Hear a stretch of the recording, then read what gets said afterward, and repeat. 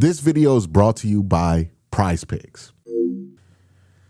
Hey, what's up, everybody, and welcome to Q&A, the show where I take your questions and answer them here in video format. I know this is usually a weekend show, and it's not being posted on the weekend, but that's because of some change arounds that I did to fit one video out there that I thought was a little bit more timely.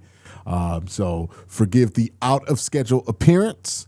But let's get started. The first question comes from Minch, who says, can we get an updated win-loss projection for the Browns? I'm less confident that we will be win six games with all the injuries that have been stacking, especially with the Alex Wright injury. So that's an interesting one, right? Because the injuries that the Browns are having right now, you're going to feel them more in preseason games than you're going to feel them in regular season games.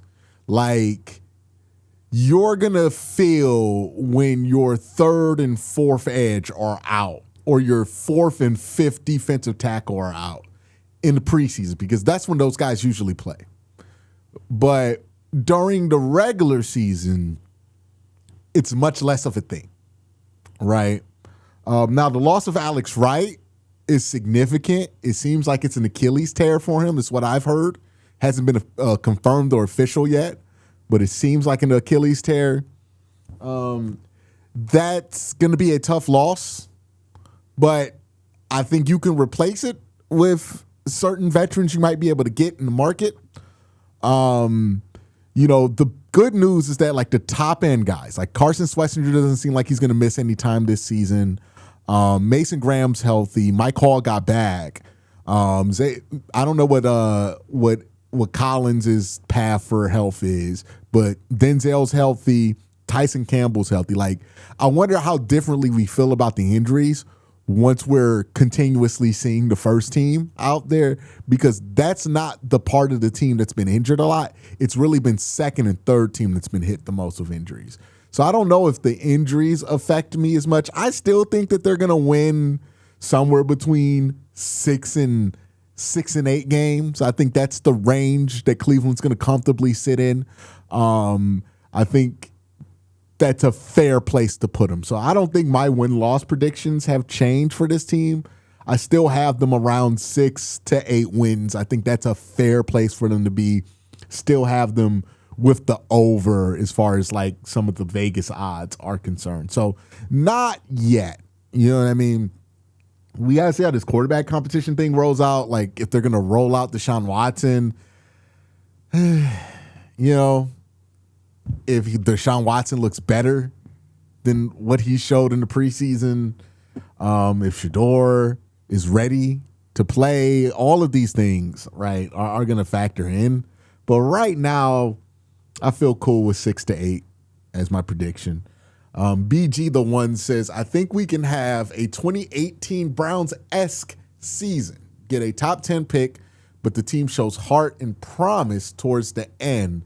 What's the best case scenario you see for us as is? I think that's the best case scenario, right?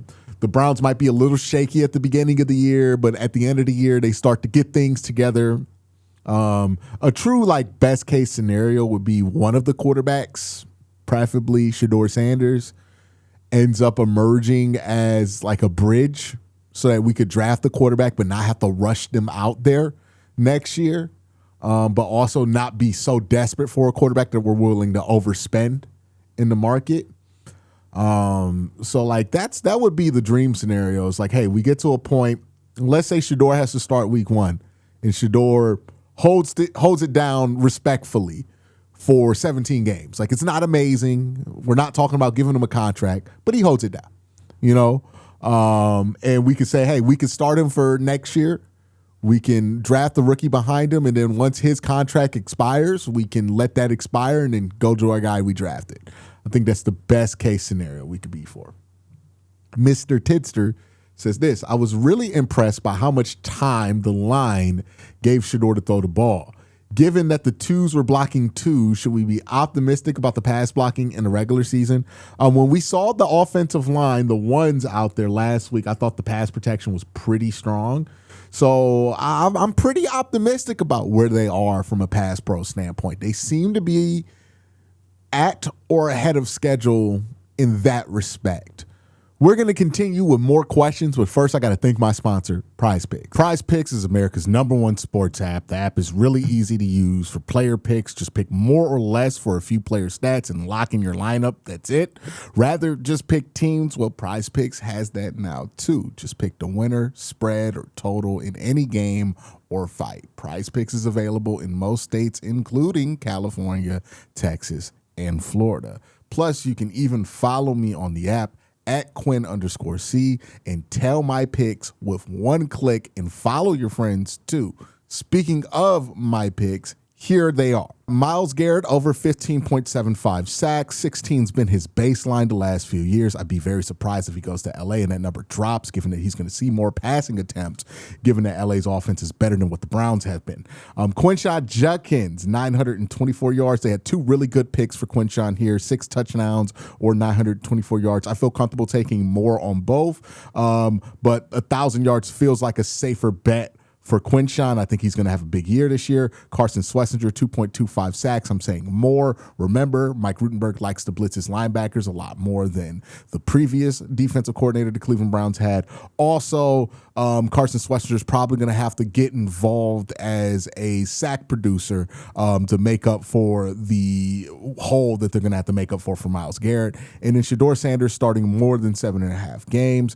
I think he'll be the starter, play about 8 games or more this year, but that's my picks for this season. Best of all, play your first $5 and get $150 in lineups. If you win, just use the promo code HMA when you sign up. Again, that's your first $5 and get $150 in lineups if you win when you use the promo code HMA. PrizePicks has switched up their offer. There's no better time to join, lock in, and win that first lineup. All right, we're back. Jacob with the question says, do you believe we can still develop KC, Boston, Harold Fannin Jr. with the current level of quarterback play we're getting? I think so. Look, there's a certain level that you want your wide receivers to get to that you're going to need better quarterback play for, right? But that's not something that like is easily accessible in the market, right? That level of quarterback play. The wide receivers should be able to develop without like elite quarterback play there, or it's questionable whether we're going to get competent quarterback play, but hopefully that's the case. I think Boston will be able to develop just fine. I think KC will be able to develop just fine. Like a lot of the development for these guys at this point is from their coaches, from what they're learning about releases and stuff. So yeah, I think they'll be able to develop even with the quarterback play that we have here, right? You worry about them plateauing if we have bad quarterback play for like the next 5 years or something like that. But as long as this is a short-term problem, which there's no guarantee that this is, right? And we know in Cleveland that it's definitely not a guarantee that it is, then we should be okay. Justin says this. Q, thanks for the great content. Love what you do. Appreciate that, man. Is there a way you see the Browns digging themselves out of this situation with quarterback? If we win a few games, we won't be in a position to draft a top-level quarterback. If we lose a ton, everyone gets fired and we're still back to square one. I don't think it's that black or white, right? It really depends on why they lose. Like if the team gets a bunch, like let's say they're like the San Francisco 49ers a few years back, where like they just got ravaged with injuries. I don't think anybody's getting fired no matter what the record is. And I think there's a chance where they could get like the 8th pick of the draft, the 9th pick of the draft, and be able to move up to get a quarterback. And that doesn't necessarily mean that they lost a bunch of games or lost more games than they did last year. You could also end up in a situation where, let's say you do win 9 games, right? But you still have a glaring need at quarterback. Well, then, options like Baker Mayfield or Kyler Murray, if he has a resurgent year with Minnesota, start to become options for you, right? Because you're now seen as a team that's like a quarterback away. You could sell it as like, oh, you could be our Bo Nix. You could be our Sam Darnold, right? And we can go to the Super Bowl. So there's a lot of different ways to try to go about it. And depending on where the Browns end up, they might have to explore those different situations, but don't underestimate the amount of ways that things can get done here, right? I don't think it's that black and white that we either lose and get a quarterback or win and don't. I think there's a way that you can lose and still not get a quarterback, and there's a way you can win and get a quarterback, right? There's a lot of options available to you. The Browns have flexibility, draft picks. They have all the ammunition they need to be able to make a move here or there. They're not going to be able to get like the number one pick or something like that, but they'll be able to make a move if they need to for somebody who's like maybe pick 3 or 4. Step Bro says this, is it me or does it seem like Sanders is holding the ball too long? It worked today because there were no blitzes or pressure. Yeah, I mean, I think that's definitely a thing with Shedeur. He's still holding the ball a bit too long. I think I talk about that in my video, breaking down the game. So, yeah, I think Shedeur was holding the ball a little long. I do think that it can be a problem. But also, I think he showed enough progress over the first 2 weeks of the preseason where I'm going to, give him some benefit of the doubt that can be improved until I see more evidence that it can't. The processing has been a little slow, especially post-snap. Sometimes it's hard to tell why he has his eyes in certain spots.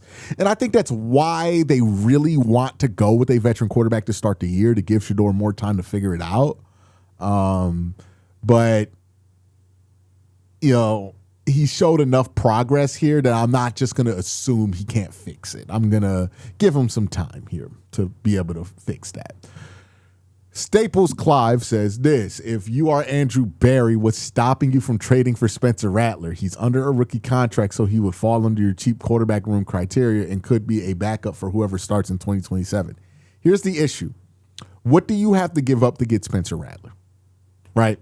If we're talking about a swap of players who might get traded or cut, let's say it's like Dylan Gabriel for Spencer Rattler.